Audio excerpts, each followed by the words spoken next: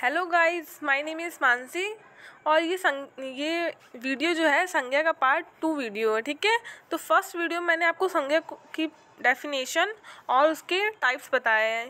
ठीक, तो पहले इस वीडियो को देखने से पहले मैं चाहती हूँ कि आप वो फर्स्ट वाली वीडियो देख लीजिए ताकि आपको ये वाली वीडियो सही से समझ आ सके। ओके, तो हम स्टार्ट करते हैं संज्ञा का पार्ट और आप इसको अपनी कॉपी में नोट करते हुए चलिएगा ताकि आपको एक प्रॉपर हिंदी का नोट्स बन सके। ठीक है, और हिंदी की प्लेलिस्ट मेरे चैनल पे आप जाके देखिए, हिंदी की एक प्लेलिस्ट है, उसमें हिंदी के part wise chapter wise videos डाले जा रहे हैं। ओके, तो आप उसको ध्यान से देखिए, पढ़िए उससे और प्रॉपर नोट्स बनाइए ताकि आप प्रिपरेशन अच्छी तरीके से चल सके। ओके, तो देखते हैं संज्ञा के विशिष्ट प्रयोग। ठीक, फर्स्ट वीडियो में मैंने आपको बताया संज्ञा की परिभाषा, टाइप्स ऑफ नाउन। ठीक, और अब मैं आपको संज्ञा के कुछ विशिष्ट प्रयोग बताऊंगी। ओके, तो देखते हैं पहला, व्यक्तिवाचक संज्ञा का प्रयोग जातिवाचक संज्ञा के रूप में। कभी कभी व्यक्तिवाचक संज्ञा का प्रयोग जातिवाचक संज्ञा के रूप में होता है, जैसे आज के युग में हरिश्चंद्रों की कमी नहीं है। ठीक है, जैसे देखिए क्या है, एग्जाम्पल क्या है, जैसे लिखा है आज के युग में भी हरिश्चंद्रों की कमी नहीं है। ठीक, तो ये हरिश्चंद्र तो आप देखेंगे तो आप सोचेंगे व्यक्तिवाचक है, लेकिन देखिए पूरी वर्ड आप पूरी लाइन पढ़िए इसे, आज के युग में भी हरिश्चंद्रों की कमी नहीं। हरिश्चंद्र क्या थे, सत्यवादी थे ना, तो इसीलिए उनकी जाति बताई जा रही है इसमें एक तरीके से कि आज के युग में हरिश्चंद्रों की भी कमी नहीं है, यानी कि बहुत से ऐसे व्यक्ति हैं जो सत्य बोलते हैं, सत्यनिष्ठ हैं। ठीक, तो इसमें जाति का बोध हो रहा है। तो अगर आपको पता करना है कि हरिश्चंद्र जातिवाचक की व्यक्तिवाचक, तो आपको उसकी लाइन देखनी होगी। अगर लिखा होता हरिश्चंद्र एक अच्छे व्यक्ति थे, तो यानी कि प्रॉपर मतलब ये क्या कहते हैं, व्यक्तिवाचक संज्ञा है। लेकिन यहाँ क्या है, एग्जाम्पल में आज के युग में भी हरिश्चंद्र की कमी है, यानी कि हरिश्चंद्र जो है हमारा जातिवाचक संज्ञा के रूप में प्रयोग किया गया है व्यक्तिवाचक, लेकिन जातिवाचक संज्ञा के रूप में प्रयोग हुआ है, इसीलिए यहाँ हरिश्चंद्र जो है वो हमारा जातिवाचक संज्ञा है। ठीक, यहाँ हरिश्चंद्र किसी व्यक्ति का नाम ना होकर सत्यनिष्ठ व्यक्तियों की जाति का बोधक है। ठीक, ये तो आप समझ ही पा रहे होंगे, क्योंकि इसमें ऐसा लिखा ही नहीं है कि इससे आपके किसी व्यक्ति का बोध हो, इससे हमें जाति का बोध हो रहा है, सत्यनिष्ठ व्यक्तियों का बोध हो रहा है। ठीक, नेक्स्ट एग्जाम्पल क्या है, देश को हानि जयचंदों से है। ठीक है, जयचंद कौन थे, बहुत ही विश्वासघाती व्यक्ति थे ना वो, तो यहाँ ऐसे नहीं दिया जयचंद बहुत ही विश्वासघाती व्यक्ति थे। अगर ऐसे लिखा होता तो वो व्यक्तिवाचक संज्ञा होता, लेकिन यहाँ लिखा है देश को हानि जयचंदों से है, यानी कि उनकी जाति का बोध हो रहा है, यानी कि इसमें बताया जा रहा है कि जयचंद हमारे देश में बहुत से हैं और उनसे हमारे देश को हानि होती है। ठीक, अब देखते हैं जयचंदो किसी व्यक्ति का नाम ना होकर विश्वासघाती व्यक्तियों की जाति का बोधक है। ठीक, तो ये जो लाइन लिखी हुई है इसमें हमें व्यक्ति का बोधक नहीं करवा रहा है कि किसी व्यक्ति का नाम है ये, बल्कि हमें इससे जाति का बोध हो रहा है कि देश को हानि जयचंदों से है। ठीक, इससे हमें जाति का बोध हो रहा है, पढ़िए आप खुद देखिए, इससे जाति का बोध हो रहा है। ठीक, नेक्स्ट एग्जाम्पल है, रामचरितमानस हिंदुओं की बाइबिल है। ठीक, तो क्या बताया गया है, रामचरितमानस जो है वो हिंदुओं की बाइबिल है। यहाँ बाइबिल किसी धर्म ग्रंथ का ना होकर धर्म ग्रंथों की जाति का बोधक है। ठीक है, तो यहाँ पे बाइबिल जो है वो व्यक्तिवाचक के रूप में प्रयोग नहीं हो रहा, जाति के रूप में प्रयोग हो रहा है, क्योंकि इसमें एग्जाम्पल जो दिया गया वो ऐसा है जिससे हमें जाति का बोध हो रहा है। ठीक, बाइबिल किसी धर्म विशेष का ग्रंथ ना होकर धर्म ग्रंथों की जाति का बोधक है। ठीक, तो इसमें जाति का हमें बोध हो रहा है, इसीलिए यहाँ पे बाइबिल जो है वो जातिवाचक संज्ञा के रूप में कही जाएगी। ठीक, यानी कि अगर ये एग्जाम्पल अगर आपके एग्जाम में आ जाएगा तो आप इसे व्यक्तिवाचक संज्ञा नहीं बताएंगे, इसे आप जातिवाचक संज्ञा के रूप में बताएंगे। ठीक, नेक्स्ट अब देखते हैं कैसे प्रयोग होगा संज्ञा का, जातिवाचक संज्ञा का प्रयोग व्यक्तिवाचक संज्ञा के रूप में। ओके, तो इसमें क्या होता है, कभी कभी जातिवाचक संज्ञा का प्रयोग व्यक्तिवाचक संज्ञा के रूप में होता है, जैसे अब एग्जाम्पल देखते हैं तो समझ आ जाएगा हम लोग अच्छे से। ठीक, गोस्वामी जी ने रामचरितमानस की रचना की।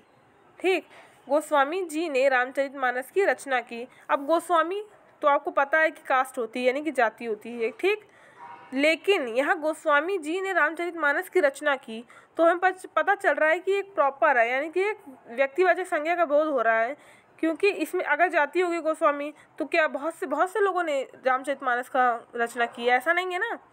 गोस्वामी तुलसीदास का बोध हो रहा है यहाँ पे हमें, ठीक। यहाँ किसी जाति का बोध नहीं हो रहा है गोस्वामी से हमें पता चल रहा है कि तुलसीदास जी ही है जिन्होंने रामचरितमानस की रचना की है, ठीक। गोस्वामी किसी जाति का नाम ना होकर किसी व्यक्ति तुलसीदास का बोधक है। गोस्वामी तुलसीदास का बोधक है, इसलिए ये जो गोस्वामी है वो जातिवाचक संज्ञा ना होकर व्यक्तिवाचक संज्ञा कहलाएगी, ठीक। समझ आ गया होगा आपको कि जातिवाचक संज्ञा का प्रयोग हम व्यक्तिवाचक संज्ञा के रूप में कैसे करते हैं। अगर एग्जाम्पल आपको एग्जाम में आया तो आप सोचते कि तो भाई जातिवाचक संज्ञा है, लेकिन सबसे पहले हमारा सवाल ये होना चाहिए कि हम सबसे पहले क्वेश्चन को अच्छे से पढ़ें ताकि हमें पता चल सके कि इसमें पूछा क्या गया है। इसमें जो लाइन दी हुई है उसके हिसाब से हम इसे जातिवाचक संज्ञा ना कहकर व्यक्तिवाचक संज्ञा ही मानेंगे, क्योंकि है ये, ठीक। नेक्स्ट एग्जाम्पल समझते हैं। शुक्ल जी ने हिंदी साहित्य का इतिहास लिखा। शुक्ल देखिए, शुक्ल तो आपको लग रहा हो कि जाति, क्योंकि शुक्ल होता है ना, शुक्ल जाति होती है यानी कि कास्ट होती है, ठीक। लेकिन हमें ये भी पता है कि हिंदी साहित्य का रचना किसने की, आचार्य रामचंद्र शुक्ल ने की। इसलिए यहाँ पे जो शुक्ल जी का हुआ है, इनका एक्सप्लेन किया गया है, इसमें हमें समझ आ रहा है कि ये जातिवाचक ना होकर व्यक्तिवाचक के रूप में प्रयोग हुआ है, क्योंकि हमें पता है एक ही व्यक्ति ने हिंदी साहित्य की रचना की है, ना कि बहुत से लोगों ने, ठीक है। तो शुक्ल जी किसी जाति का बोधक ना होकर व्यक्ति आचार्य रामचंद्र शुक्ल का बोधक हो रहा है यहाँ पे, ठीक है। आप इसे, अगर आपको वीडियो में कुछ अगर नहीं समझ आ रहा है तो एक बार देखिए, एक बार नहीं समझ आएगा तो सेकंड बार देखेंगे तो आपको अच्छे से समझ आएगा, ठीक है। नेक्स्ट एग्जाम्पल से देखते हैं। पंडित जी भारत के प्रथम प्रधानमंत्री थे।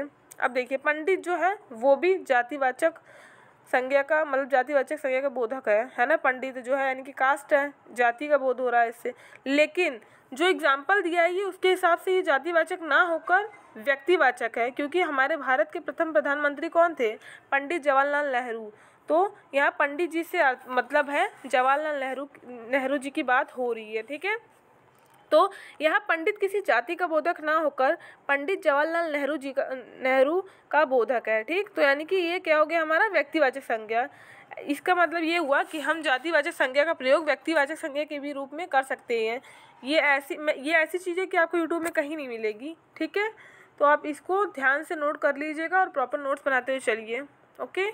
अब नेक्स्ट देखते हैं थर्ड में क्या है, द्रव्यवाचक संज्ञा, समूहवाचक संज्ञा और भाववाचक संज्ञाओं का प्रयोग जातिवाचक संज्ञा के रूप में, ठीक है। इसमें देखते क्या होता है। यह बात ध्यान रखनी चाहिए कि द्रव्यवाचक, समूहवाचक और भाववाचक संज्ञाओं का प्रयोग बहुवचन में नहीं होता है, ठीक है।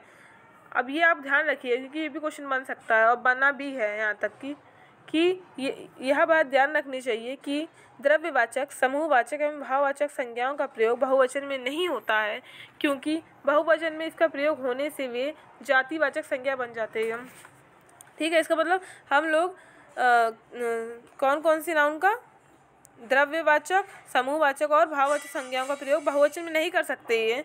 अगर हम इसका प्रयोग बहुवचन में करेंगे तो ये क्या हो जाएगी, जातिवाचक संज्ञा के रूप में बदल जाएगी। अब देखते हैं एग्जाम्पल समझते, देखिए जैसे वहाँ तेल बिकता है, तो यहाँ तेल क्या है, एक वचन है, इसलिए द्रव्यवाचक संज्ञा कहलाएगी, ठीक है। यहाँ तेल बिकता आपको समझ आ जाए कि हाँ द्रव्यवाचक संज्ञा की, पदार्थ की बात होती तो हमारा कौन सी संज्ञा होती है, द्रव्यवाचक संज्ञा ही होती है। नेक्स्ट देखते हैं, वहाँ कई प्रकार के तेल बिकते हैं, ठीक। तेल का बहुवचन में प्रयोग हुआ है, इसलिए तेल क्या है, जातिवाचक संज्ञा है, ठीक है। क्योंकि यहाँ देखिए जाति का बहुत तो हो ही रहा है कि यहाँ कई प्रकार के तेल बिकते हैं, तो ये क्या हो गया, ये बहुवचन में प्रयोग हो गया, इसलिए ये जातिवाचक संज्ञा हो जाएगा, ठीक। तो इसका मतलब अगर द्रव्यवाचक संज्ञा का प्रयोग हम बहुवचन में करते हैं तो ये क्या हो जाता है, जातिवाचक संज्ञा में बदल जाता है, ओके। अब नेक्स्ट एग्जाम्पल देखते हैं। सेना युद्ध के लिए तैयार है, ठीक। क्या लिखा है, सेना युद्ध के लिए तैयार है। सेना का एक वचन में प्रयोग है, इसलिए सेना क्या है, समूहवाचक। सेना का ऐसे प्रयोग किया गया है, सेना का प्रयोग किया गया है एक वचन के रूप में, इसलिए सेना क्या है, समूहवाचक संज्ञा है। आपको तो ये पता ही है कि सेना जो है समूहवाचक संज्ञा में आती है, क्योंकि सेना में कई लोग होते हैं, इसलिए समूहवाचक संज्ञा है, ठीक। नेक्स्ट देखते हैं, सेना में मुठभेड़ हुई, यहाँ सेनाओं होना चाहिए, सेनाओं में मुठभेड़ हुई, तो सेना का बहुवचन सेनाओं, इसलिए सेनाओं में जातिवाचक संज्ञा है, ठीक। क्योंकि सेनाएं बहुत सी हो सकती है, थल सेना, जल सेना, वायु सेना, तो जाति का बोध तो हो ही रहा है ना। इसीलिए जब हम अगर हम समूहवाचक संज्ञा का प्रयोग बहुवचन में करेंगे तो ये क्या हो जाएगी, जातिवाचक संज्ञा में। ओके, अब देखते हैं भाववाचक संज्ञा का एग्जाम्पल कि इसको अगर भाववाचक संज्ञा को हम बहुवचन में करते हैं तो ये भी जातिवाचक संज्ञा में परिवर्तित हो जाती है। ओके, उसकी चोरी पकड़ी गई। ठीक, चोरी क्या है, एक भाववाचक संज्ञा होती है। ठीक, ये तो आपको पता ही है कि कोई भी ऐसी चीज़ जो जिसको हम टच छू नहीं सकते हैं, महसूस कर सकते हैं केवल, तो वो हमारी भाववाचक संज्ञा होती है। चोरी का एक वचन में प्रयोग हुआ है इसलिए भाववाचक संज्ञा है, क्योंकि एक वचन में प्रयोग हुआ है। लेकिन अगर चोरी का प्रयोग हम बहुवचन में कर देंगे तो क्या हो जाएगा, ये जातिवाचक संज्ञा हो जाएगा। ठीक, अब देखते हैं नेक्स्ट में ये जातिवाचक ही हो जाएगा।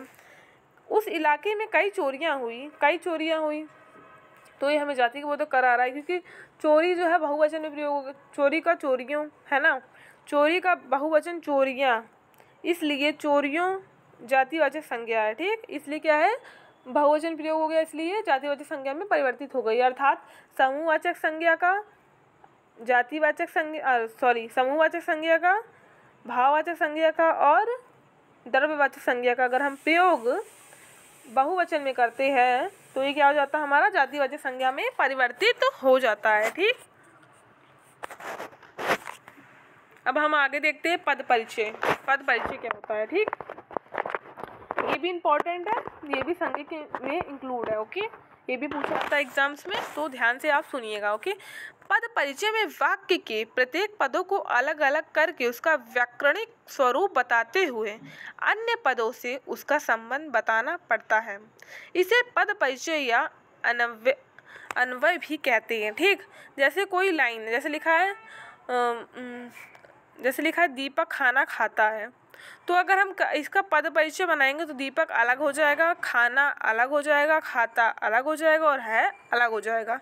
पद परिचय का मतलब होता है किसी भी वाक्य जो हमारी लाइन है या फिर उसको हम टुकड़ों में जब विभाजित करते हैं तो उसको हम पद परिचय कहते हैं। ओके, तो आपको ये समझ आ गया होगा। अब देखते हैं हम आगे कि संज्ञा का पद परिचय कैसे होता है। संज्ञा का पद परिचय, वाक्य में प्रयुक्त शब्दों का पद परिचय देते समय संज्ञा उसके भेद, लिंग, वचन, कारक एवं अन्य पदों से उसका संबंध बताना चाहिए।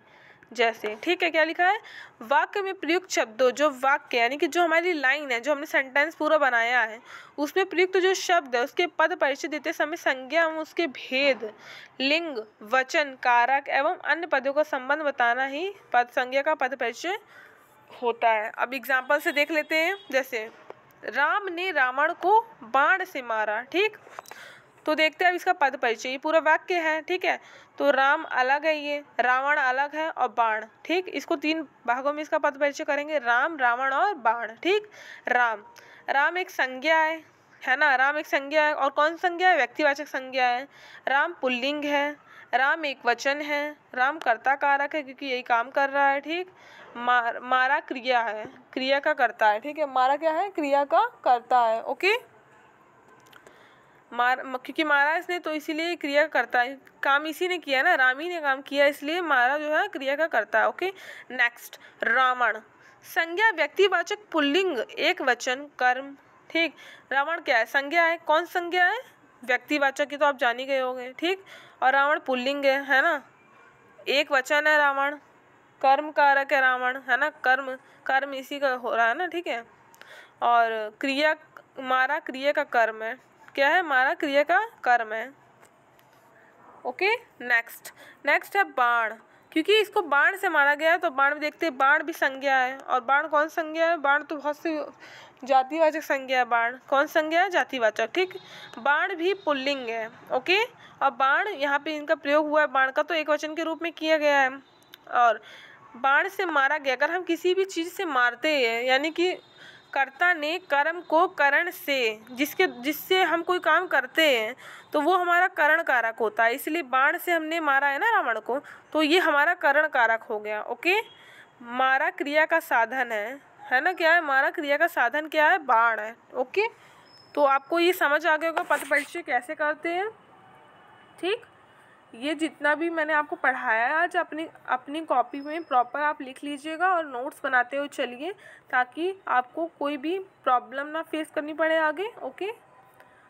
तो ओके फ्रेंड्स, मेरे चैनल को सब्सक्राइब कीजिए, लाइक कीजिए, शेयर कीजिए। और भी आपको चैप्टर वाइज मैं हिंदी पढ़ाऊँगी, तो मुझे क्या कहते हैं, सब्सक्राइब कीजिए मेरे चैनल को, लाइक कीजिए एंड शेयर कीजिए एंड कमेंट कीजिए। अगर आपको कोई भी प्रॉब्लम आ रही है किसी भी टॉपिक पे, तो मुझे कमेंट कीजिए, मैं आपको उसको समझूंगी और आपको बताने की पूरा प्रयास करूंगी। ठीक है, ओके फ्रेंड्स, बाय।